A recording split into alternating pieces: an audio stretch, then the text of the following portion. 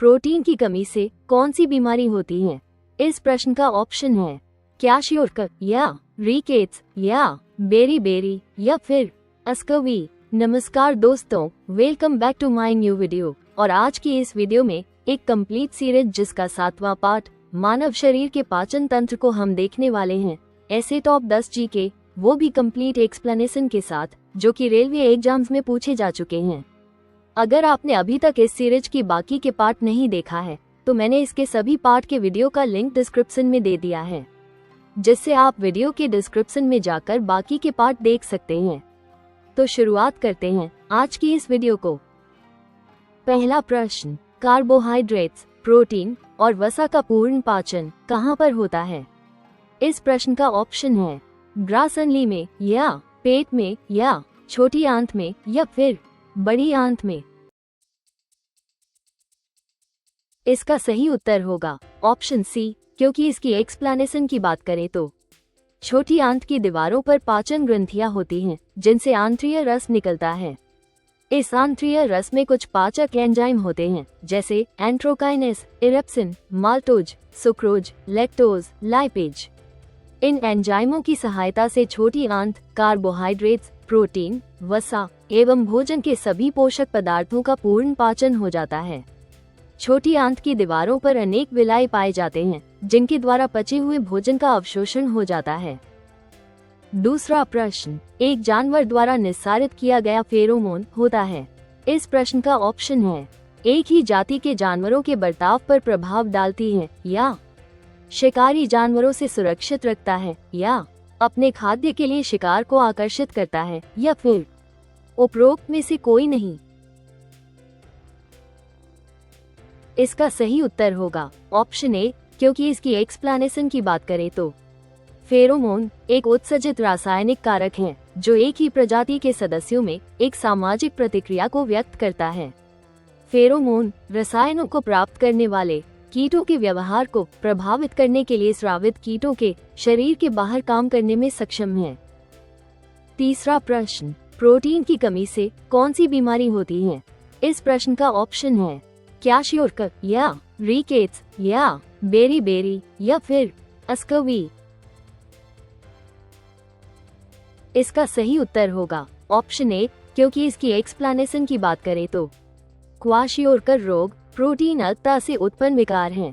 यह 1 वर्ष से अधिक आयु के बच्चों का पोषण मां के दूध के स्थान पर उच्च कैलोरी परंतु अल्प प्रोटीन वाला आहार देने से होता है। इसमें मांसपेशियां लटक जाती हैं एवं हाथ पैर पतले हो जाते हैं तथा वृद्धि और मस्तिष्क का विकास रुक जाता है। चौथा प्रश्न, पेयजल आपूर्ति में कोलिफॉर्म की उपस्थिति किसका लक्षण है? इस प्रश्न का ऑप्शन है फ्लोराइड संदूषण या फास्फोरस संदूषण या पानी के स्रोत का खारापन या फिर मानव अपशिष्ट से संदूषण। इसका सही उत्तर होगा ऑप्शन डी, क्योंकि इसकी एक्सप्लेनेशन की बात करें तो पेयजल आपूर्ति में कोलिफॉर्म की उपस्थिति मानव अपशिष्ट अर्थात मलमूत्र से संदूषण का लक्षण है, जो विशेष रूप से ई कोलाई की उपस्थिति से निर्धारित होता है। जब प्रदूषित पानी को पीने या खाना बनाने में प्रयोग किया जाता है तो यह हैजा, दस्त, टाइफाइड, अमीबायोसिस और पीलिया जैसे बलजनित रोग फैला सकता है। पांचवा प्रश्न, मेटाबॉलिज्म या चयापचय किससे संबंधित है?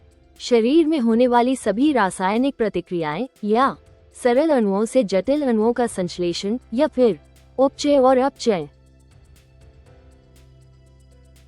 इसका सही उत्तर होगा ऑप्शन डी, क्योंकि इसकी एक्सप्लेनेशन की बात करें तो चयापचय जीवों में जीवनयापन के लिए होने वाली रासायनिक प्रतिक्रियाओं को कहते हैं। ये प्रक्रियाएं जीवों को बढ़ने और प्रजनन करने, अपनी रचना को बनाए रखने और उनके पर्यावरण के प्रति सजग रहने में मदद करती हैं। इसमें सरल अणुओं से जटिल अणुओं का संश्लेषण होता है। चयापचय को मुख्यतः 2 भागों में बांटा जाता है, अपचय एवं उपचय। अपचय में कार्बनिक पदार्थों का विघटन होता है, जबकि उपचय में ऊर्जा का प्रयोग करके प्रोटीनों और नाभिकीय अम्लों जैसे कोशिकाओं के अंशों का निर्माण करता है। छठवां प्रश्न, किसी व्यक्ति के पाचन तंत्र की जांच करने के लिए इस्तेमाल किया जाने वाला यंत्र क्या कहलाता है? इस प्रश्न का ऑप्शन है ओसिलोस्कोप या माइक्रोस्कोप या इंडोस्कोप या फिर रेडियोग्राफ।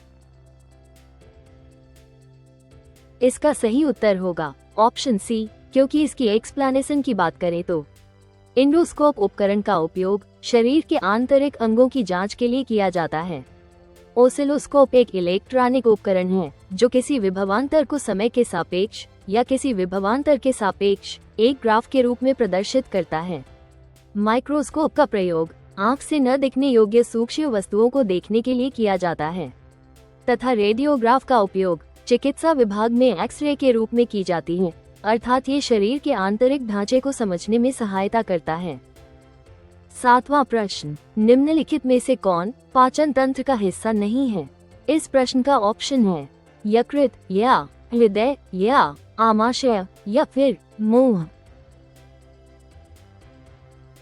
इसका सही उत्तर होगा ऑप्शन बी, क्योंकि हृदय पाचन तंत्र का हिस्सा नहीं है। 8वां प्रश्न, निम्नलिखित में से किसमें होमोडोंट दांत पाए जाते हैं? इस प्रश्न का ऑप्शन है मछली या मानव या तेंदुआ या फिर घोड़ा।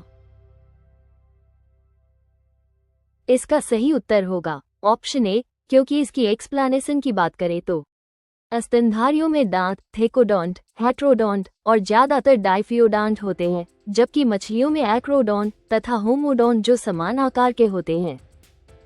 9वां प्रश्न, डेटोनम किसका भाग है? इस प्रश्न का ऑप्शन है छोटी आंत या बड़ी आंत या पित्ताशय या फिर अंडाशय। इसका सही उत्तर होगा ऑप्शन ए, क्योंकि इसकी एक्सप्लेनेशन की बात करें तो डेटोनम छोटी आंत का भाग है। यहाँ यू की तरह मुड़ा होता है जिसे ग्रहणी या पक्वाशय कहते हैं। ग्रहणी की लंबाई लगभग 25 सेंटीमीटर होती है, जबकि शेष 30 सेंटीमीटर लंबे भाग को इलियम कहते हैं। छोटी आंत आहार नाल का सबसे लंबा भाग होता है। आहार नाल के इसी भाग में पाचन की क्रिया पूर्ण होती है। मनुष्य में इसकी लंबाई लगभग 6 मीटर तथा चौड़ाई 2.5 सेंटीमीटर होती है। 10वां प्रश्न, कौन सा पदार्थ पित्ताशय में संग्रहित और सांद्रित होता है? इस प्रश्न का ऑप्शन है लसिका या पानी या रक्त या फिर पित्त। इसका सही उत्तर होगा ऑप्शन डी, क्योंकि इसकी एक्सप्लेनेशन की बात करें तो यकृत मानव शरीर की सबसे बड़ी ग्रंथि है जो डायाफ्राम के नीचे उदर गुहा में स्थित होती है। यकृत कोशिकाएं एक विशिष्ट प्रकार के द्रव का स्त्रावन करती हैं, जिसे पित्तरस कहते हैं। पित्तरस हरे पीले रंग का क्षारीय तरल पदार्थ जिसका पीएच 7.6 से 7.7 होता है, जो भोजन के अम्लीय माध्यम को क्षारीय बना देता है। इसमें कोई पाचक एंजाइम नहीं होता है। ये भोजन में उपस्थित बैक्टीरिया को नष्ट करता है तथा वसा का पायसीकरण करता है। आज हमने मानव शरीर के पाचन तंत्र का टॉप क्वेश्चन जो रेलवे एग्जाम्स में पूछे गए थे उनका कंप्लीट एक्सप्लेनेशन के साथ विस्तार से समझा। उम्मीद है कि यह वीडियो आपके लिए उपयोगी रहा होगा। तो वीडियो को लाइक करें और अपने दोस्तों के साथ शेयर करें। साथ ही अगर आप इस टॉपिक के अगले पार्ट को और गहराई से समझना चाहते हैं तो चैनल को सब्सक्राइब जरूर करें, साथ ही बेल आइकन दबाना ना भूलें ताकि आपको ऐसे ही एजुकेशनल वीडियो मिलते रहें। अगर आपके कोई सवाल हैं तो नीचे कमेंट करें, मैं उनका जवाब देने की कोशिश करूंगी। तब तक चलिए जल्द मिलते हैं एक और शानदार वीडियो के साथ। तब तक सीखते रहिए, आगे बढ़ते रहिए। धन्यवाद दोस्तों।